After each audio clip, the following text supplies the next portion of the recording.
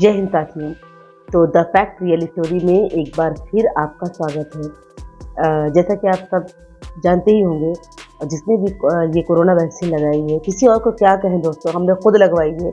जो कोविशील्ड बनाने वाली कंपनी है एस्ट्राजेनेका, उसने खुद ब्रिटेन की कोर्ट के सामने ये चीज़ एक्सेप्ट किया है कि इस वैक्सीन से टीटीएस नामक बीमारी हो सकती है।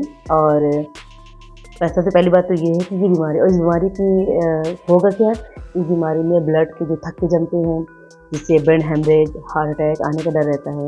तो ज़्यादा डरने की भी बात नहीं है दोस्तों, क्योंकि ये आया है सुनने में कि 7 से 8% ही इसका इफेक्ट है। लेकिन फिर भी अब जो चीज़ अंदर जा चुकी, जो जहर अंदर जा चुका है, उसके लिए हम एक दूसरे की मदद ही कर सकते हैं और ख़ुद अपनी मदद कर सकते हैं। बहुत स्वस्थ रहें, बहुत केयर करें। जो नॉर्मली लोग ध्यान नहीं देते खाने पीने पे, खाने के लिए बहुत ध्यान दें, लाइट चीज़ें खाएं। और जो जहर जा चुका है उसको तो हम बाहर नहीं निकाल सकते, लेकिन इसकी मदद कर सकते हैं। पहली चीज़ तो ये।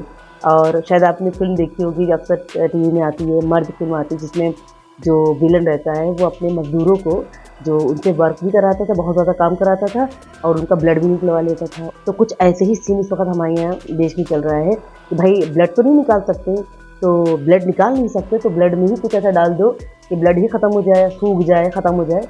तो ये वाला केस चल रहा है।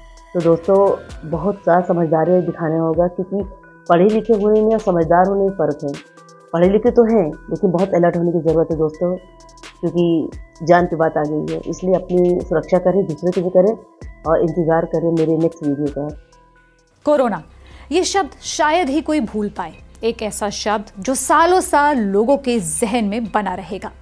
साल 2020 और 21 में तबाही मचाने के बाद कोरोना एक बार फिर सुर्खियों में है। लेकिन इस बार वजह है कोरोना की वैक्सीन और उसके साइड इफेक्ट्स। ये मामला शुरू हुआ ब्रिटेन से। कोरोना की वैक्सीन एस्ट्राजेनेका पर हर्जाने का पहला मुकदमा पिछले साल 2 बच्चों के पिता जेमी स्कॉट ने दायर किया था। जेमी स्कॉट ने दावा किया कि एस्ट्राजेनेका की कोविड वैक्सीन के कारण उनके दिमाग को नुकसान पहुंचा है। उन्होंने बताया कि अप्रैल 2021 में वैक्सीन लेने के बाद उनके मस्तिष्क में खून का थक्का जम गया था, जिसकी वजह से उनके दिमाग को नुकसान हुआ था। इसकी वजह से अब वो काम करने लायक नहीं है। जेमी स्कॉट के वकील ने बीबीसी को बताया कि एस्ट्राजेनेका ने अदालत में जमा किए गए दस्तावेजों में पहली बार ये माना है कि कुछ लोगों को कुछ असामान्य साइड इफेक्ट्स हो सकते हैं। कंपनी ने इंग्लैंड के हाई कोर्ट में इस साल फरवरी में जमा किए गए कानूनी दस्तावेज में ये माना है कि कोरोना की वैक्सीन से कुछ बेहद असामान्य मामलों में टीटीएस हो सकता है। एस्ट्राजेनेका ने कहा है, ये स्वीकार किया जाता है कि वैक्सीन से कुछ बेहद असामान्य मामलों में टीटीएस हो सकता है।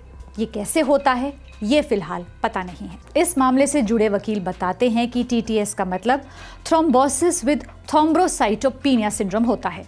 जब टीका लगवाने के बाद ऐसा होता है तो इसे VITT यानी vaccine induced immune thrombosis with thrombocytopenia भी कहा जाता है।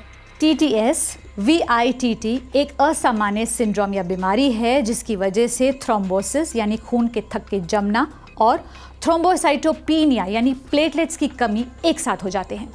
इसके नतीजे बेहद खतरनाक और जानलेवा भी हो सकते हैं कुछ मामलों में।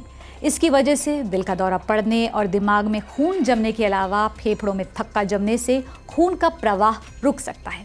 साथ ही शरीर के कई अंगों में भी नुकसान पहुंच सकता है। अब सवाल ये है कि वैक्सीन लगने के 1 या 2 साल बाद भी डरने की ज़रूरत है।